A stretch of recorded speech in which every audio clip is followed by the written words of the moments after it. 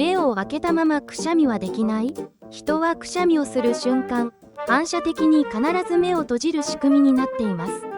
くしゃみの際、顔の筋肉が一斉に動くことでまぶたにも力が入り、目を守るために自然と閉じるのです。無理に目を開けるのは危険なんて、目を開けたままだと目玉が飛び出すといった都市伝説もありますが、そこまではないとしても、実際に開けたままはほぼ不可能。体は本能で自分を守るようにできている。くしゃみの瞬間、私たちは無意識に目を閉じていたんですね。